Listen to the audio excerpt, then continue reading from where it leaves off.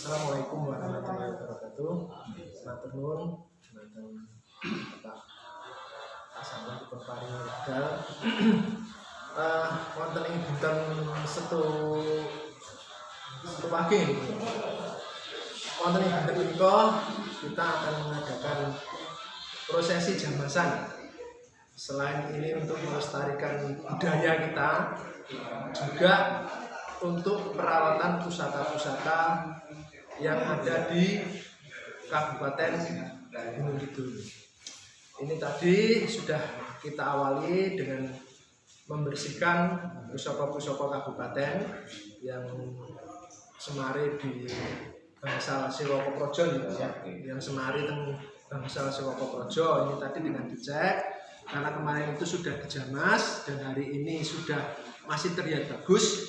Maka untuk pusaka-pusaka Piandel Kabupaten Gunung Kidul itu kita bersihkan dengan cara hanya dikasih minyak karena masih bagus. Nah, ini tetap ketika kita pembukaan pusaka-pusaka Sewoko Projo ini kita keluarkan karena sebagai pusaka penunggul. Artinya pusaka yang dimulai sebelum menjamas pusaka-pusaka lain. Dan proses penjamasan ini kita melakukan setelah penjamasan dari Keraton Ngayogyakarta. Karena apa? Karena kita bagian dari Keraton Ngayogyakarta.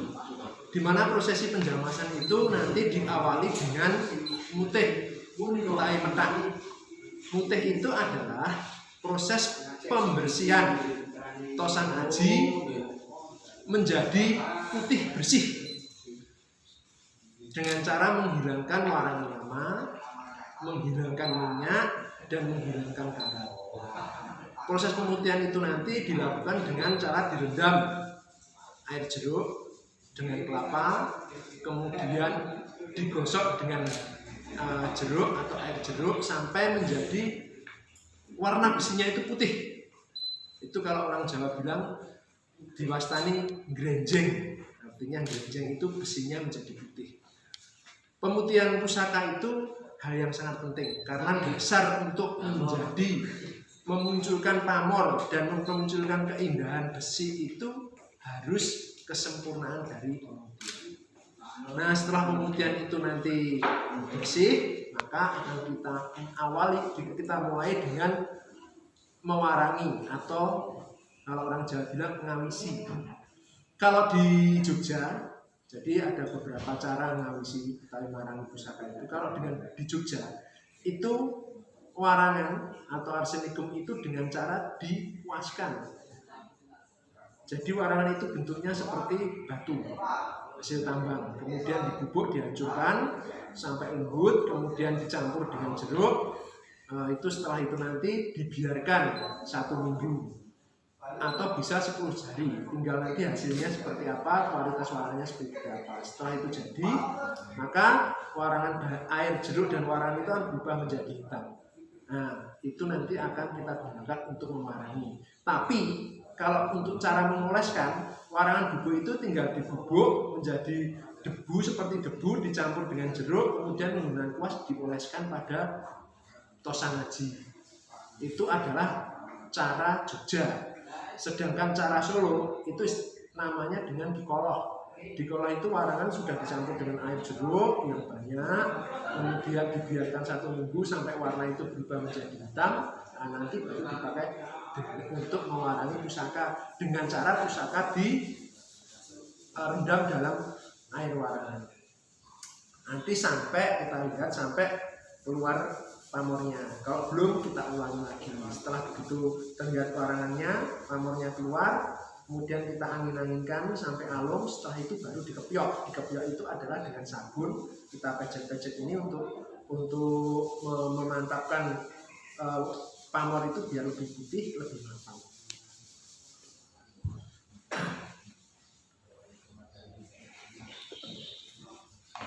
Terima kasih Mas Aryo yang sudah menyampaikan bagaimana teknis untuk menjamas pusaka Tosanaji. Dan selanjutnya mari kita lihat bagaimana proses untuk menjamas secara teknis yang diselenggarakan di ruangan tengah Bangsal Sewoko Projo.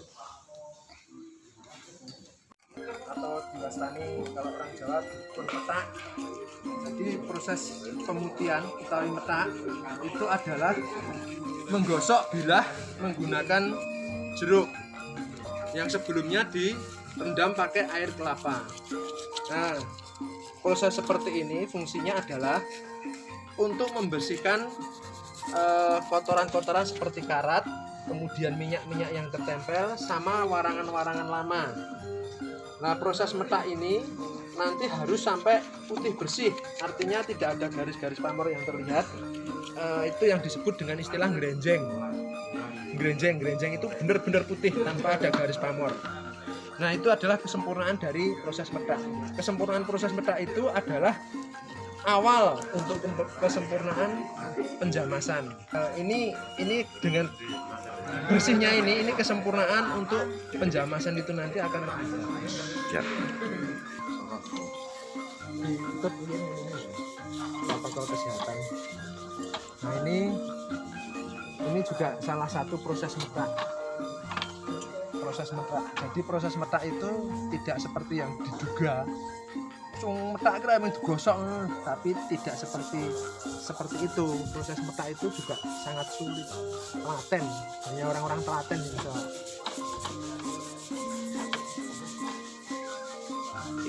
Nah, nanti setelah proses metak ini bersih, benar-benar bersih, nanti terus kita cuci pakai air tawar. Itu untuk menghilangkan sisa-sisa jeruk dan sabun yang masih melekat di sini. Kita siram dengan air tawar. Nanti kalau sudah selesai dengan air tawar, didinginkan sebentar, dikeringkan, baru masuk ke warangan. Kita kolon ya, bukan kuas. Karena apa? Kita terbatas dengan jumlah warangan. Nah, ini adalah proses terakhir dari mutih. Setelah digosok dengan jeruk sama sabun, kemudian digosok pakai air. Agar apa? Agar jeruk yang ada di sini sama sabun yang ada di sini itu benar-benar bersih. Karena ketika nanti mau dimasukkan ke warangan tidak boleh ada masih mengandung jeruk ataupun sabun. Nah, ini proses terakhir dari pemutihan.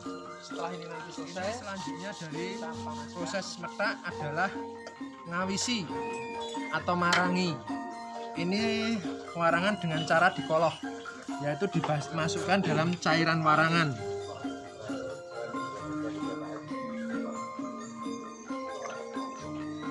Caranya itu setelah masuk dengan digoyang-goyang. Kenapa? Itu untuk mempercepat keluarnya pamor.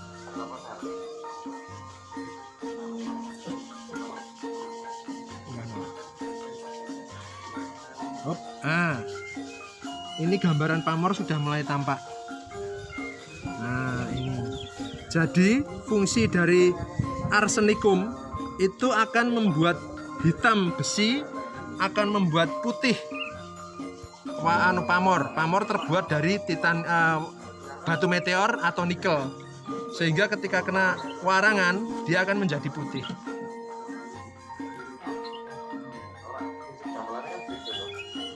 Nah, ini dilakukan sampai terlihat pamornya itu mapan.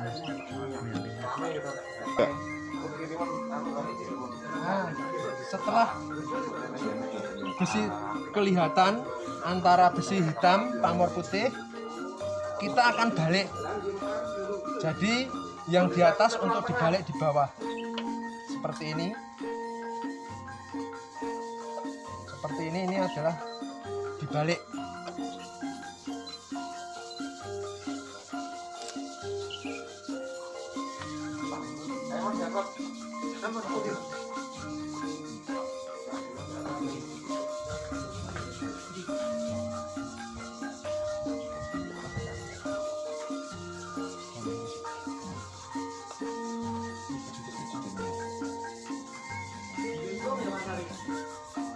Dereng niki dereng dicopot. Sak jikok ketang. Nah, setelah dianggap pamornya itu sudah tampak, maka kita istilahnya dialumke. Dialumke itu dia diangin-anginkan. biar nanti besinya itu terlihat alum. Setelah alum nanti akan diulang proses warangan.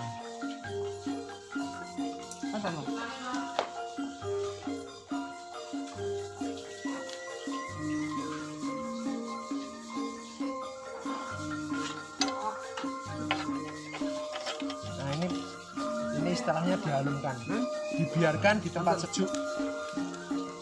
Nah setelah proses pewarangan, memasukkan ke cairan warangan itu selesai, maka keris itu tadi akan dialumkan, kemudian untuk dilihat apakah sudah bagus atau masih kurang.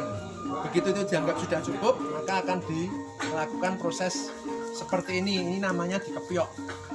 Dikepiok itu maksudnya adalah untuk menancapkan warangan-warangan itu semakin ke dalam biar pamor seperti ini akan keluar. Pengepiokan ini menggunakan air dengan sabun sama sedikit dioles air warangan. Nah setelah dikepiok bagus, maka akan seperti ini. Besinya menjadi hitam, pamornya menjadi putih. Nah seperti ini. Ini salah satu pamor beras utah.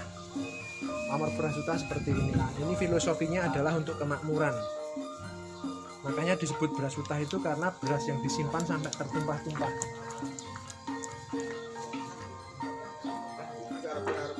Nah nanti setelah ini dianggap cukup, nanti akan kita siram dengan air seperti ini.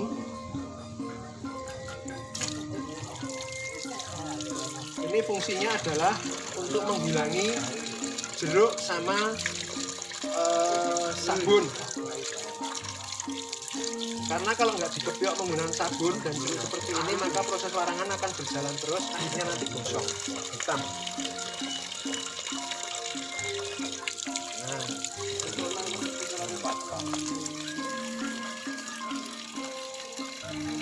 Nah, nanti setelah ini dianggap selesai, dianggap cukup, maka pusaka ini nanti akan diangin-anginkan. Jadi setelah kita gosok pakai air tadi, ya, kemudian dikeringkan seperti ini dengan cara dilap. Kalau zaman dulu menggunakan kawul itu dedak. Kalau sekarang menggunakan kain atau kaniku. Seperti ini. Ini harus sampai kering, karena kalau enggak nanti besinya akan berwarna coklat.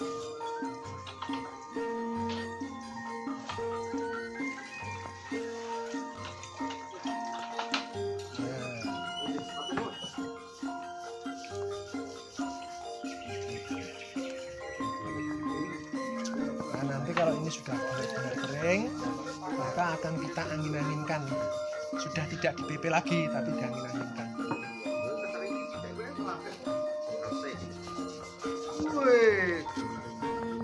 Nah, ini sudah cukup kering, kemudian akan diangin-anginkan. Di sana. Ngomong ke tuan.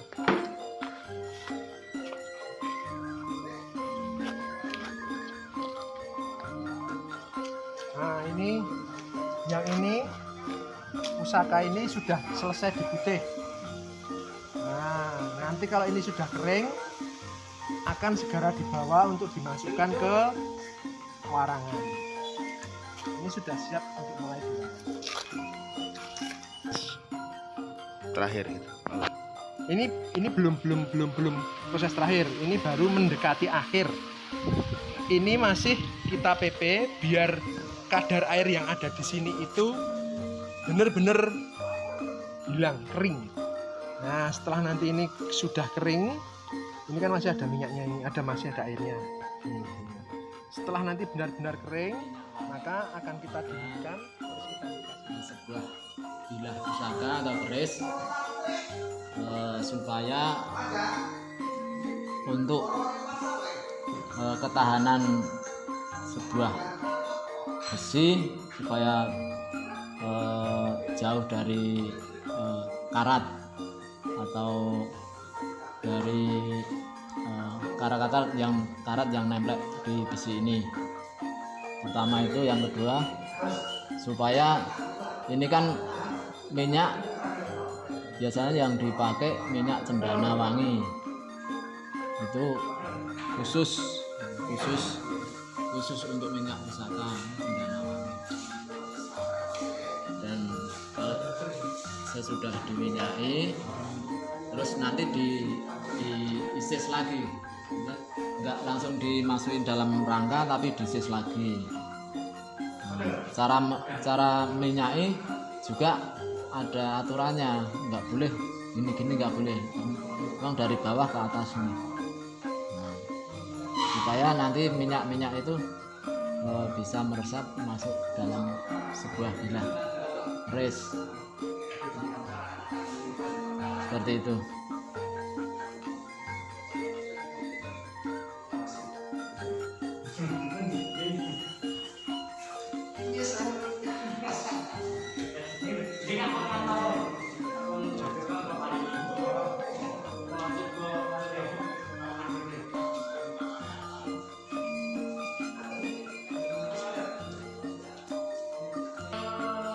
Sehabis diminyaki, ya, kalau sudah merata, minyaknya merata, sehabis itu nanti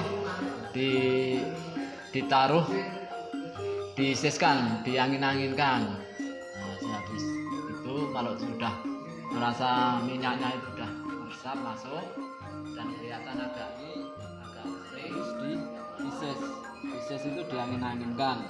Nah, cara menganginkan kan cuman gini terus ditaruh di tempat yang teduh, supaya nanti minyak yang tadi nempel di ini diusahakan nanti lebih bisa meresap, terus ya, biar agak kering sedikit. Pusaka yang habis diminyaki dikiranya sudah agak kering, sudah agak meresap, baru kita masukin dalam rangka. Masukin dalam rangka pun cara masukin yang masuk ininya, rangkanya, enggak ininya tapi rangkanya, enggak pusakanya.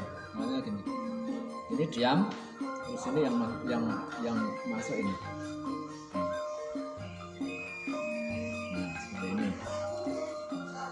Ini sudah cukup prosesi jamasan, dari pembersihan, pemetaan sampai warangan, sampai nanti penjemuran dan poloan. Sehabis itu terus diminyaki, terus diisis, baru masukin dalam